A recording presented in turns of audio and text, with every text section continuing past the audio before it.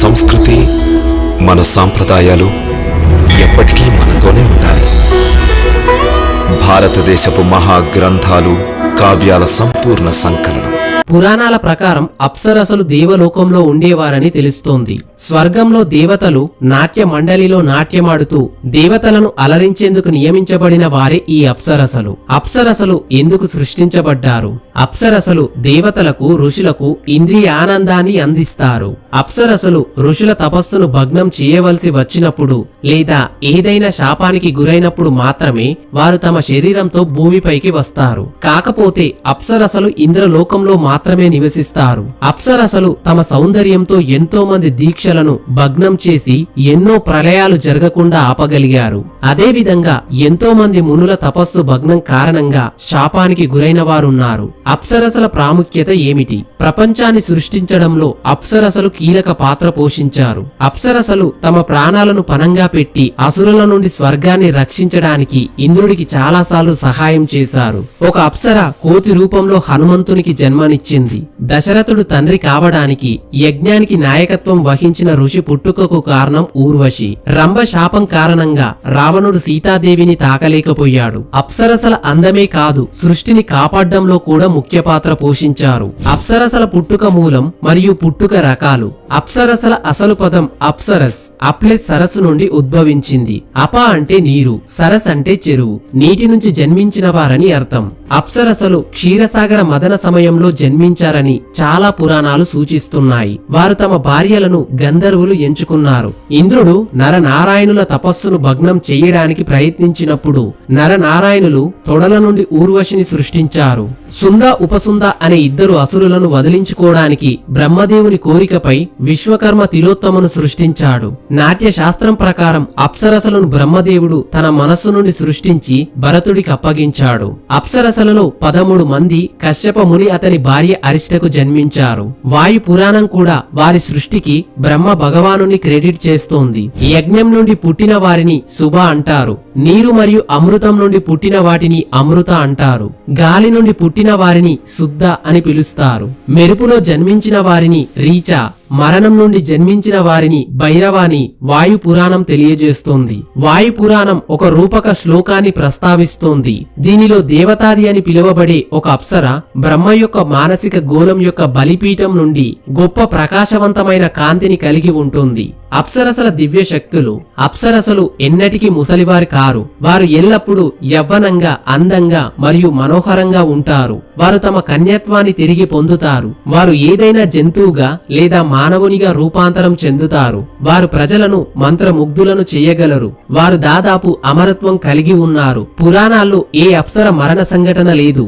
అప్సరసలను ప్రాయశ్చిత్తం చేస్తే అనేక కోరికలను తీర్చగలరు. అప్సరసలు ఎగరగలవు. వారు ఇంద్రియాలను ప్రసన్నం చేసుకునేందుకు 64 విధానాల ప్రావీణ్యం పొందారు. అప్సరసలు ఎంతమంది? ఈ సమాధానం పుస్తకం నుండి పుస్తకానికి మారుతూ ఉంటుంది, కానీ సంఖ్య ఖచ్చితంగా వేలల్లో ఉంటుంది. దేవి భాగవత పురాణం ప్రకారం ఇంద్రుడు నరనారాయణులను ఆకర్షించడానికి 8500 మంది అప్సరసలను పంపాడు. కానీ నరనారాయణులు మళ్లీ 8500 అప్సరసలను సృష్టించి ఇంద్రుడికి బహుమతిగా ఇచ్చారు. ఈ విధంగా ఆలోచిస్తే అప్సరసల సంఖ్య 17,000కు వస్తుంది. అంటే అప్సరసలు వేలల్లో ఉన్నారు. అలాగే బ్రహ్మపురాణం 31 మంది అప్సరసలను తెలియజేస్తుంది. వాళ్ళ పేర్లు ఇక్కడ ఉన్నాయి, మీకు టైం ఉంటే చదువుకోండి. అప్సరసల గురించి ఒక ఖచ్చితమైన సంఖ్య లేదు, కానీ అప్సరసలు వేల సంఖ్యల్లో ఉన్నారు. ఇప్పుడు మీకు ఒక డౌట్ వస్తుంది, నువ్వు చెప్పేది మేమెందుకు నమ్మాలి అని. దానికి నేను చెప్పే సమాధానం ఒక్కటే.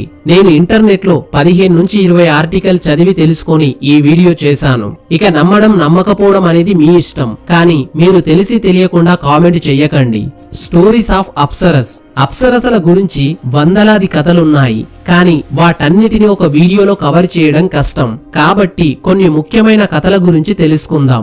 ఊర్వశి మరియు పురూరుడు. పురూరుడు చాలా గొప్పవాడు, ధైర్యవంతుడు. రాజుకుండవలసిన లక్షణాలన్నీ ఉన్నాయి. అతని అందానికి, గుణాలకు, గొప్ప మనస్సుకు, సంపదకు మరియు పరాక్రమానికి ఊర్వశి ఆకర్షితురాలయ్యి అతని గురించి పదే పదే ఆలోచించేలా చేసింది. అతనితో మోహించాలని కోరుకుంది. కొంతకాలం గడిచిన తర్వాత ఒక బ్రాహ్మణుడి చేతిలో ఊర్వశి శాపానికి గురయ్యి ఆ శాపం వల్ల భూమిపైకి రావాల్సి వచ్చింది. అప్పుడు ఊర్వశి పురూరుడి తన భర్తగా ఎంచుకుంది. కాని పురూరుడు పూరూరుడిని తన భర్తగా అంగీకరించేందుకు 3 షరతులను పెట్టింది. మొదటిది, ఊర్వశి దగ్గరున్న 2 గొర్రెలను బాగా చూసుకోవాలి. రెండవది, ఊర్వశి కేవలం నెయ్యి మాత్రమే తింటుంది. మూడవది, శృంగార సమయంలో తప్ప మిగతా సమయంలో నిన్ను నగ్నంగా చూడనని 3 షరతులు పెడుతుంది.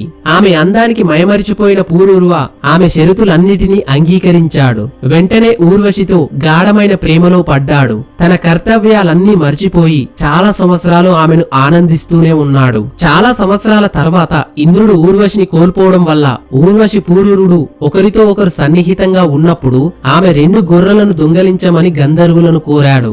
విశ్వవసు ఇతర దేవతలు పూరూరుని రాజభవనానికి వెళ్లి రాత్రి చీకటి ఉన్నప్పుడు పూరూరుడు ఊర్వశితో లైంగిక సంబంధం పెట్టుకున్నప్పుడు 2 గొర్రెలను దొంగలించారు. ఊర్వశి తన ప్రియమైన గొర్రెల కేకలు విన్నప్పుడు పూరూరునికి వాగ్దాన్ని గుర్తు చేసింది. తొందరపడి పూరూరుడు గంధర్వుల వెంట పరిగెత్తాడు. అదే సమయంలో గంధర్వులు మెరుపులు పుట్టించారు. దీనివల్ల ఊర్వశి పూరూరుని నగ్నంగా చూసింది. ఇక వెంటనే ఊర్వశి స్వర్గానికి వెళ్లిపోయింది. విశ్వామిత్ర మరియు మేనక. ఒకసారి విశ్వామిత్ర మహర్షి త్రిశంకుణ్ణి శరీరంతో సహా స్వర్గానికి పంపించడానికి యాగాలు జరిపించాడు. కాని మానవులు తమ శరీరంతో స్వర్గానికి అనుమతించబడరు. అందుకే ఇంద్రుడు త్రిశంకుణ్ణి స్వర్గం నుంచి వెనక్కి పంపాడు. కోపంతో విశ్వామిత్రుడు మరొక స్వర్గాన్ని సృష్టించడానికి తీవ్రమైన తపస్సు ప్రారంభించాడు. అందుచేత అతని తపస్సును భగ్నం చేయడానికి ఇంద్రుడు మేనకను పంపాడు. చాలా ప్రయత్నాల తర్వాత మేనక విశ్వామిత్రుణ్ణి విజయవంతంగా ఆకర్షించింది. తపస్సును భగ్నం చేసి విశ్వామిత్రుణ్ణి వివాహం చేసుకొని ఒక కుమార్తెకి జన్మనిచ్చి కొన్నాళ్లు గడిచిన తర్వాత మేనక విశ్వామిత్రుణ్ణి వదిలేసి స్వర్గానికి తిరిగి వచ్చింది. సుంద ఉపసుంద. వీరు ఇద్దరు అసుర సోదరులు. త్రిలోకాలను జయించాలని బ్రహ్మదేవుడి కోసం కఠోర తపస్సు చేశారు. దేవతలు వారి దృష్టి మరల్చడానికి ప్రయత్నించారు, కాని విఫలమయ్యారు. వీరి కఠోర తపస్సుకు బ్రహ్మదేవుడు వారికి, మీరు ఒకరిని ఒకరు చంపుకోగలరు తప్ప మిగిలిన వారెవరూ మిమ్మల్ని చంపలేరనే వరమిచ్చాడు. ఇక సుంద ఉపసుందుడు భూమిని స్వర్గాన్ని జయించి దేవతలను తరిమి కొట్టాడు. అప్పుడు బ్రహ్మదేవుడు తిలోత్తమ అనే అందమైన అప్సరసను సృష్టించాడు. తిలోత్తమ అసుర సోదరుల దగ్గరికి వెళ్ళింది. వారు చాలా ఆనందంగా మత్తులో ఉన్నారు. తిలోత్తమను చూసి ఇద్దరు ఆమె అందానికి ఆకర్షితులయ్యి కొద్దిసేపటిలోనే ఇద్దరు సోదరులు గొడవపడి ఒకరినొకరు చంపుకున్నారు. రంభ శాపం సీతాదేవిని రక్షించింది. అప్సర రంభ రావణుని సవతి సోదరుడైన కుబేరుని కుమారుడు నలకుబేరుడి భార్య.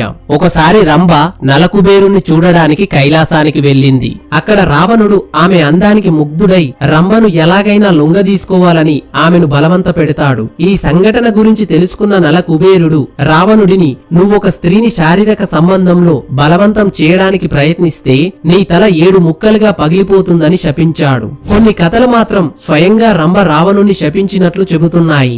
ఏదేమైనప్పటికీ ఈ శాపం కారణంగానే రావణుడు సీతాదేవిని అపహరించినప్పుడు ఆమెతో ఏ తప్పు చేయలేకపోయాడు. హనుమంతుడి తల్లి అప్సరస. పుంజికస్థల ఇంద్రుని ఆస్థానంలో చాలా అందమైన అప్సరస. ఆమె అందం గురించి చాలా గర్వపడింది. ఒకసారి దుర్వాస మహర్షి ఇంద్రుని దర్శించుకోవడానికి వచ్చినప్పుడు అతను అందంగా లేనందున పుంజికస్థల అతన్ని చూసి నవ్వింది. కోపాద్రికుడైన మహర్షి ఆమెను భూమిపై కోతిగా పుట్టమని శపించాడు. తన తప్పును గుర్తించిన తర్వాత పుంజికస్థల దయ కోసం వేడుకుంది. అప్పుడు దుర్వాస మహర్షి శాపాన్ని సవరించి ఆమె ఒక వానర రాజుకు భార్యగా ఉంటుందని మరియు ఒక దివ్యమైన బిడ్డకు జన్మనిస్తుందని చెప్పాడు. అప్పుడు ఆమె కోతి యువరాణిగా అంజనీగా జన్మించింది. హనుమంతుడికి జన్మనిచ్చింది. ఊర్వశి అర్జునుణ్ణి నపుంసకుడిగా శపించింది. పాండవుల వనవాస సమయంలో ఇంద్రుడు అర్జునుని స్వర్గానికి ఆహ్వానించాడు. అతని పరాక్రమానికి అందానికి ఊర్వశి చాలా ముగ్ధురాలైంది. అందుకే ఆమె తన లైంగిక కోరికను అర్జునుడితో చెప్పింది. కాని ఊర్వశి ఒకప్పుడు అర్జునుడి పూర్వీకుడైన పురూరుని భార్య. అందుకే అర్జునుడు ఊర్వశితో లైంగిక కోరికని నిరాకరిస్తాడు. ఊర్వశి అది అవమానంగా భావించి అతన్ని నపుంసకుడిగా శపించింది. ఈ విషయం తెలుసుకున్న ఇంద్రుడు శాపాన్ని తగ్గించి 1 సంవత్సరానికి మాత్రమే పరిమితం చేయమని ఊర్వశిని ఆదేశించాడు. ఈ శాపం వనవాసం చివరి సంవత్సరంలో మత్స్యు రాజ్యంలో బృహన్నల వేషంలో నివసించడానికి అర్జునుడికి శాపం సహాయపడింది. సో ఫ్రెండ్స్, నిజమైన అప్సరసును చూసిన వారు భూమిపైన ఎవరూ లేరు. కానీ వారి వర్ణనను మనం పురాణాల్లో చూడొచ్చు. మరియు శిల్పాలను బట్టి వారు ఎలా కనిపిస్తారో మనం ఊహించుకోవచ్చు. మన సంస్కృతి, మన సాంప్రదాయాలు ఎప్పటికీ మనతోనే ఉండాలి. భారతదేశపు మహాగ్రంథాలు, కావ్యాల సంపూర్ణ సంకలనం.